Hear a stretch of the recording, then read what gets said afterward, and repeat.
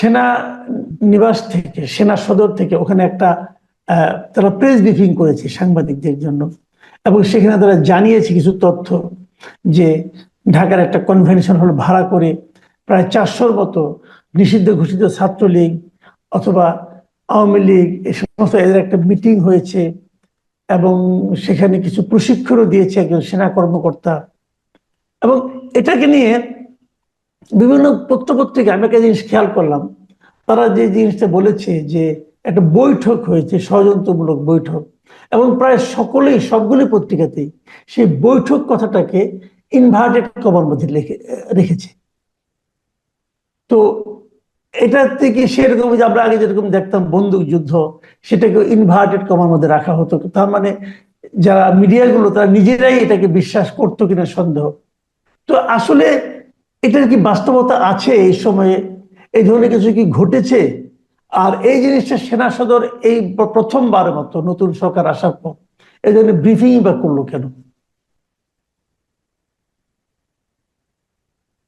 ধন্যবাদ। দেখুন, আমি খুব আশ্চর্য হয়েছি যখন দেখলাম যে একজন serving commission officer, rank of major, তিনি এর মধ্যে ছিলেন বা যুক্ত হয়েছেন বলে বলা হচ্ছে। তিনি একটা সেনা পরিবার থেকে আগত মানুষ। তার আমার জানা মতে শ্বশুর মহোদয় তিনি একজন 2 স্টার জেনারেল ছিলেন, অবসরপ্রাপ্ত। এবং মেজর সাদেক তিনি একজন ইনফ্যান্ট্রি অফিসার। নর্মালি আমরা যে কোনো ধরনের রাজনৈতিক কর্মকাণ্ডে আজকাল প্রচুর অবসরপ্রাপ্ত সেনা কর্মকর্তাদের দেখি। তার মধ্যে এমনও পাওয়া যেতে পারে কেউ অব্যাহতিপ্রাপ্ত, কেউ অবসরপ্রাপ্ত, কেউ বরখাস্ত। কারণ সেনা কালচার অনুসারে যেই প্রক্রিয়ায় আপনি বেরিয়ে যাচ্ছেন সেটা কিন্তু ব্র্যাকেটে লিখতে হয়। অবসরপ্রাপ্ত হলে অবসরপ্রাপ্ত, অব্যাহতিপ্রাপ্ত হলে অব্যাহতিপ্রাপ্ত, বরখাস্ত হলে বরখাস্ত ব্র্যাকেটে লিখতে হয়। তো এখানে ফর দ্য ফার্স্ট টাইম আমরা দেখলাম যে একজন সার্ভিং অফিসার, আমার জানা মতে তিনি রামুতে যে আমাদের নতুন যে ক্যান্টনমেন্টটি হয়েছে কক্সবাজার রিজিয়নে, সেখানে কর্মরত ছিলেন এবং সেখানে 90 দিনের বেশি সময় ধরে তিনি অনুপস্থিত। তো এই স্ট্যাটাসের মানুষকে নর্মালি সেনা কালচারে ডেজার্টার হিসেবে ধরে নেওয়া হয়। তো এই যে প্রশিক্ষণ দিচ্ছেন সেই কারণে তাকে যে অ্যাটাচ করা হয়েছে, এটা বাদে প্রাথমিকভাবে তিনি যেহেতু কাইন্ড অফ ডেজার্ট একটা আবহের মধ্যে ছিলেন, সেই কারণেই তাকে প্রথমত আপনার একটা প্রক্রিয়ায় ফেলবার কথা। যতটুকু জানা গেছে লগ এরিয়াতে তিনি অ্যাটাচমেন্টে আছেন এবং এটি এরিয়া কমান্ডারের দপ্তরে অবস্থিত। এখন আপনার ডেজার্টার যেমন শহীদ জিয়ার যে হত্যাকাণ্ড হয়েছিল, সেখানে যতদূর মনে পড়ে একজন সেনা অফিসার মুজাফফর তিনি অ্যাবসকন্ডিং। এরকম গোটা দুয়েক ব্যক্তির কথা আমরা শুনেছি বঙ্গবন্ধু হত্যাকাণ্ডের পরে তারা অ্যাবসকন্ডিং। তো এই যে ডেজার্টার বা অ্যাবসকন্ডিং স্ট্যাটাসের মানুষজন, তাদের সেনা কালচারে যেটা হয়, আপনার কোর্ট অফ ইনকোয়ারি হয় এবং কোর্ট মার্শাল হয়। তাতে 7 বছর থেকে 12 বছর পর্যন্ত কারাদণ্ড হতে পারে এবং তাকে হয়তো বের করে দেওয়া হয় সেনা এই বাহিনী থেকে বা নৌবাহিনী থেকে বা বিমান বাহিনী থেকে, তিনি সংশ্লিষ্ট যে বাহিনীর অফিসারই হন না কেন। এখন একজন মানে অনেক সময় হয় কি, দুটি বিষয়। একটা হচ্ছে অনেক সময় একটা ন্যারেটিভ তৈরি করা হয় দৃষ্টি ভিন্ন খাতে প্রভাবিত করবার জন্য।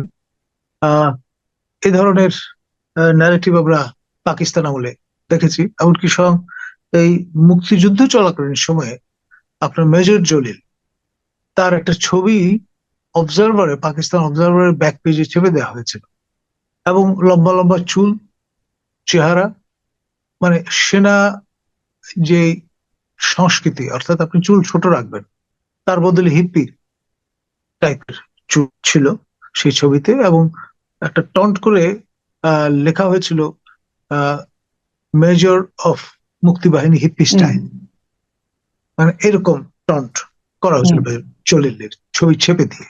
তো এই ধরনের ন্যারেটিভ অনেক সময় তৈরি করার চেষ্টা হয়।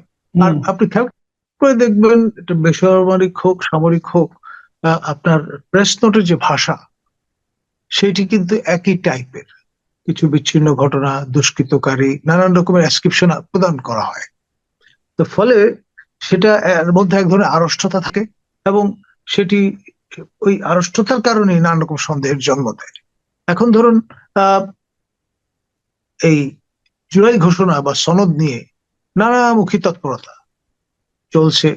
সেই ৩রা জুলাইতে পিনাকি ভট্টাচার্য প্যারিস থেকে মানে যেভাবে কোশিশ করলেন যে ওই দিনই বোধহয় এটি ঘোষণা করা হবে, সেটি 1 মাস পরে আপনার ঠেলতে ঠেলতে এখন এই জায়গায় এসে দাঁড়িয়েছে। এখন এই জুলাই ঘোষণার বিষয়টাকে দৃষ্টির আড়াল করবার জন্য কোনো কোনো মহলের পক্ষ থেকে হয়তো এরকমের একটা ন্যারেটিভ হাজির করার বা কুক আপ করার চেষ্টা থাকলেও থাকতে পারে, এরকম একটা সন্দেহ অনেকের মনে আছে।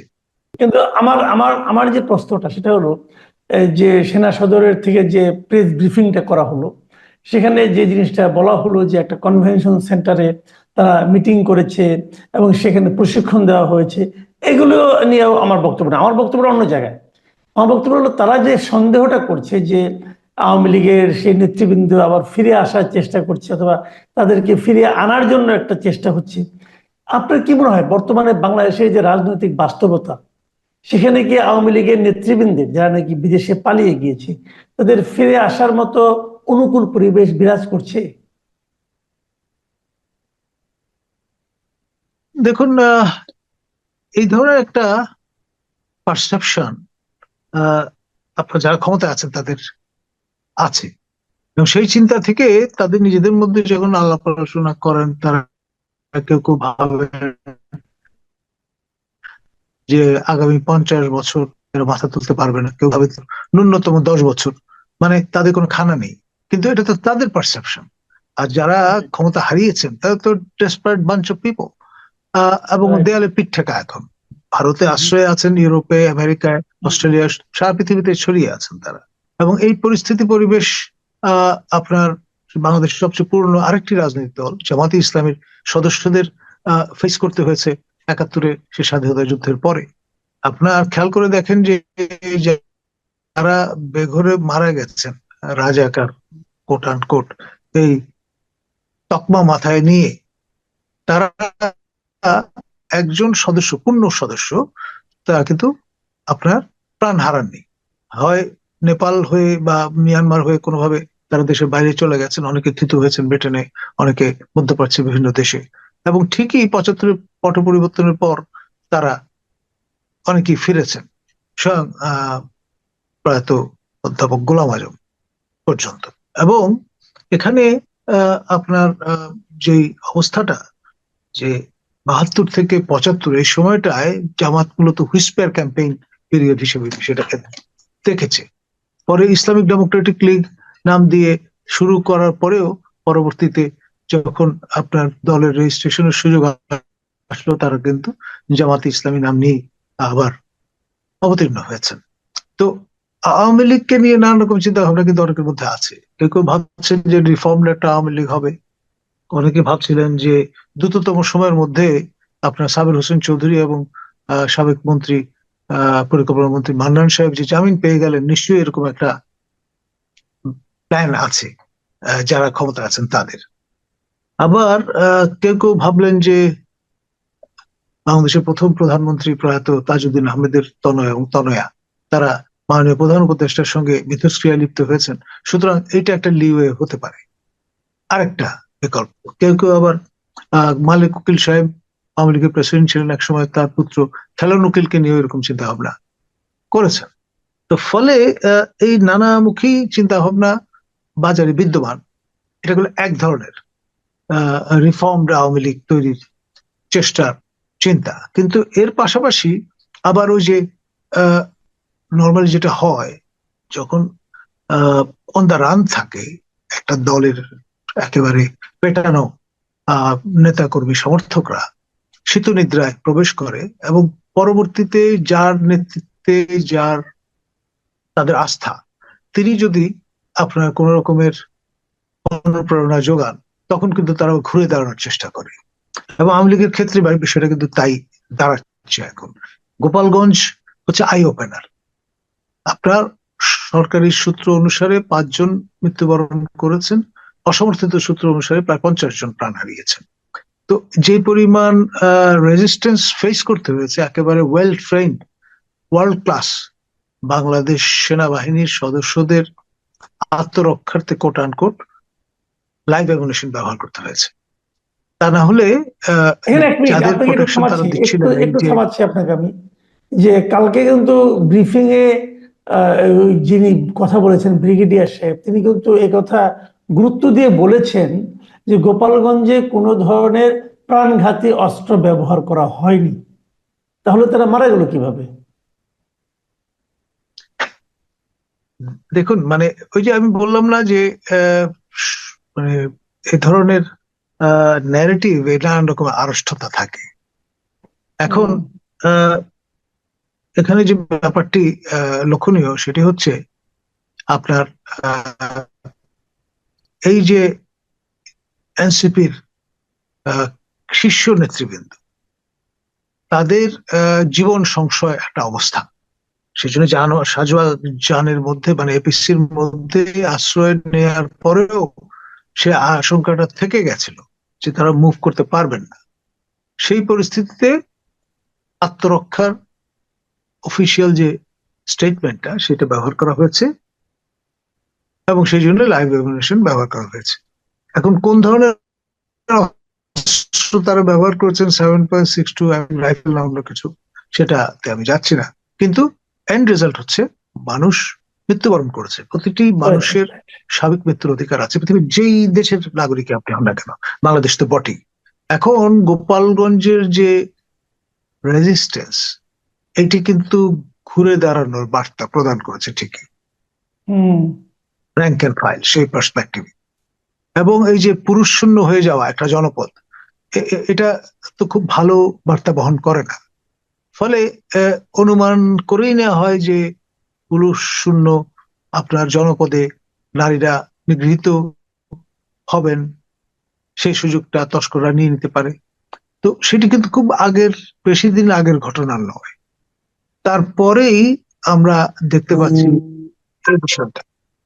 ফলে ব্যাপারটা দাঁড়াচ্ছে সেটি হচ্ছে আপনার এখানে মনে রাখতে হবে আরেকটা বিষয়। জুলাই হচ্ছে আপনার এই তরুণ তুর্কি নেতাদের আর এবং তাদের অনুবর্তী যারা তাদের, আর অগাস্ট হচ্ছে আওয়ামী লীগ এবং তার অঙ্গ সংগঠনগুলো। শোকাবহ অগাস্ট মাস, সেটি কিন্তু তারা রিচুয়ালি অবজার্ভ করা শুরু করেন 1 অগাস্ট থেকে। এখন এই সময় স্লোগানটা থাকে একটা এইরকম যে শোককে শক্তিতে পরিণত করতে হবে। তাদের মধ্যে 2 জনের নাম আমি বলবো, বঙ্গবীর কাদের সিদ্দিকী এবং প্রয়াত মোস্তফা মহসিন মন্টু। তারা কিন্তু এই 75 পরবর্তী যে রেজিম, তাকে চ্যালেঞ্জ করে প্রতিরোধ যুদ্ধ গড়ে তোলবার একটা প্রক্রিয়া শুরু করেছিল আমাদের উত্তরের ময়মনসিংহের গারো পাহাড়ের লোকজনকে নিয়ে, এত্তিক, গারো, হাজং, তাদেরকে মোবিলাইজ করে ফেলে সশস্ত্র সংগ্রাম শুরু করে দিয়েছিল। এখন আপনার সেখানে স্টেটসম্যানশিপ থাকলে বিষয়টা একরকম ভাবে ক্রিয়া করে, সেটা আমরা প্রত্যক্ষ করলাম। প্রয়াত জিয়াউর রহমান, তিনি ইনিশিয়েটিভ নিয়ে প্রতিবেশী রাষ্ট্র ভারতের অর্থনীতির সঙ্গে কথা বলে, যারা বেলিজারেন্ট তাদের সঙ্গে কথা বলে তাদেরকে কিন্তু সসম্মানে, উইথ ডিগনিটি এন্ড রেসপেক্ট, তাদের কিন্তু দেশে ফিরিয়ে নিয়ে এসেছিলেন। এবং সেই কারণে একটা ইনসার্জেন্সি থেকে বাংলাদেশ এই বিপদ থেকে বেঁচে গিয়েছিল। এখন আমাদের যারা এখন দায়িত্বে আছেন তাদের কি সেই স্টেটসম্যানশিপ আছে? আমি তো এই প্রশ্নটা তুলবো। যদি তারা আপনার প্রেসিডেন্ট জিয়াউর রহমানের ওই স্টেটসম্যানশিপের স্পিরিটটা ধারণ না করেন, তাহলে কি দাঁড়াবে? একটা প্রটেক্টেড আপনার গেরিলা ওয়ারফেয়ারের দিকে কিন্তু ওই ঝুঁকিতে পড়ে যাবে বাংলাদেশ। আপনার যে ইলেকটোরেট, যে সাইজ আওয়ামী লীগের 14 দলের এবং জাতীয় পার্টির, আপনি তাদেরকে ইগনোর করতে পারেন না। Almost 50% of the population. এখন গেরিলা ওয়ারফেয়ার কন্ডাক্ট করার জন্য মাস সাপোর্ট ইজ নেসেসারি, এবং সেটি প্রদান করবার পর্যাপ্ত আপনার উপকরণ কিন্তু মাঠে আছে। এক ধরনের ফ্রাস্ট্রেশন কাজ করছে, মানুষের প্রত্যাশা ছিল গগনচুম্বী, সেখান থেকে সে ড্যাশড হয়ে মর্তে নেমে এসছে। এখন সবাই কাউন্টডাউন যে কবে যাবেন প্রফেসর ইউনূস প্যারিসে ফিরে, সেই চিন্তাটা অনেকের মাথায় ঘুরপাক খাচ্ছে। আর দ্রব্যমূল্যের ঊর্ধ্বগতি, তারপরে আপনার একই স্টাইলে আপনার খেয়াল করে দেখেন সমুদ্র বিজয় নামে নানান রকমের উপাখ্যান আমরা দেখেছি। মিয়ানমারও উদযাপন করছে সমুদ্র বিজয়ের আপনার উৎসব, বাংলাদেশও করছে। একসঙ্গে তো একমাত্র যৌন ক্রিয়া ছাড়া আর কোথাও কিন্তু উভয় পক্ষ একত্রে উইন উইন সিচুয়েশনে যেতে পারেন না, এটা বায়োলজিক্যাল সায়েন্স বলে। তো ফলে এখানে এই যে কাণ্ডটা হয়েছে, এই ট্রাম্প মহোদয়ের যে শুল্ক, সেটি নিয়েও কিন্তু একটা বাহাদুরি করবার চেষ্টা, যে 20%-এ নামিয়ে আনা হয়েছে। এখন অ্যাট হোয়াট কস্ট? আগের 15% তো আছে, প্লাস 20, 35, তো বেশ বেশ তাই ছিল। সঙ্গে অন টপ অফ দ্যাট যেটা লুকিয়ে আছে 25টা বোয়িং কেনার এই বিল তো আমাদের ফুট করতে হবে। তারপরে আপনার নানান রকমের কায়দায় আপনি কিন্তু আমাদের সার্বভৌমত্ব চিরতরে সংকুচিত করে ফেললেন। At what cost? এখন রেজিমের স্থায়িত্ব বাড়াতে হবে যে কোনো মূল্যে, মার্কিনীদের বিরাগ ভাজন হওয়া যাবে না। সেই কারণে আপনি এইরকমের একটা নন ডিসক্লোজার ক্লজেও স্বাক্ষর করে বসেছেন, অ্যাকসেপ্ট করে নিয়েছেন। ফলে এইসব বিষয় কিন্তু নানান রকমের প্রশ্নবোধক বড় বড় চিহ্ন দেখা দিয়েছে সরকারের লেজিটিমেসি নিয়ে, সরকারের স্থায়িত্ব নিয়ে, সরকারের কন্টিনিউটি নিয়ে, সরকারের পপুলারিটি নিয়ে। এই যে পটভূমি, এটা কাজে লাগিয়ে যারা ক্ষমতা হারিয়েছেন তারা কিন্তু ইতিমধ্যে ঘুরে দাঁড়িয়েছেন, আমি বলবো। আন্ডারএস্টিমেট করার কোনো সুযোগ নেই। এবং যদি স্টেটসম্যানশিপের পরিচয় আমাদের বর্তমান ক্ষমতাসীনরা দিতে না পারেন, আমার মনে হয় একটা প্রোটেক্টেড গেরিলা ওয়ারফেয়ারের ঝুঁকির মধ্যে আমরা পড়ে যাব। এখন যারা ধরেন কলার উঁচু করে হাঁটছেন, নানান রকমের বয়ান দিচ্ছেন, এখন হঠাৎ করে যদি একটা দুটো কালভার্ট ওরা শুরু করে, আইডির ব্যবহার বেড়ে যায়, লোকজন মারা যাওয়া শুরু হয়, নাশকতা, পুরনো কথা যেটা আপনার পচা শামুকে পা কাটা যায়, সেটা যদি রিয়েল হয়ে দাঁড়ায়, তখন কি হবে? আপনি কয়জনকে ধরবেন, কয়জনকে ঠিক করবেন? যত দমন পীড়ন করবেন তত কিন্তু রেজিস্ট্যান্স বাড়বে। আর বাঙালির স্বভাব যেটা, আপনার প্রত্যেকটা বাঙালি মানুষের মনে একটা দ্রোহের এলিমেন্ট লুকিয়ে আছে, অ্যান্টি এস্টাবলিশমেন্ট চেতনা আছে। আপনি আমলা ফয়লাদের দিয়ে দেশ চালানোর যে চেষ্টাটা করছেন আপনার ম্যান্ডেট না নিয়ে, সেই প্রশ্নগুলো সবাই কিন্তু তখন তোলা শুরু করবে। জি, অনেক ধন্যবাদ। আর জামাতে ইসলামীর সবচেয়ে বড় যে ব্যাপারটা, শক্তিটা, সেটা আমি বলে নেই, 71-এ তাদের একজন লোক কিন্তু মৃত্যুবরণ করেননি, যারা পূর্ণ সদস্য। তারা ঠিকই দে কুড ইভেড, বেঘরে মারা পড়েছে কিন্তু মুসলিম লীগ, নেজাম ইসলামী মতো পার্টির লোকজন। এবং তারা ঠিকই ঝামেলা দেখলে কিন্তু তারা তো আসলে লং টার্ম পলিটিক্স এর এজেন্ডা নিয়ে আছেন, মানুষের হৃদয় জয় করবার এজেন্ডা নিয়ে আছেন। তারা কিন্তু কনফ্রন্টেশনে যাবেন না। তখন কিন্তু বেঘরে এনসিপি যারা তরুণ বয়সের নারী পুরুষ, তাদের কিন্তু ঝামেলায় পড়তে হবে, এবং ইন টার্মস অফ নাম্বার আউটনাম্বার্ড হয়ে যাবে। মানে আওয়ামী লীগের 14 দলের এবং আপনার এই জাতীয় পার্টির যারা নেতা কর্মী সংখ্যায় ইগনোরেবল না।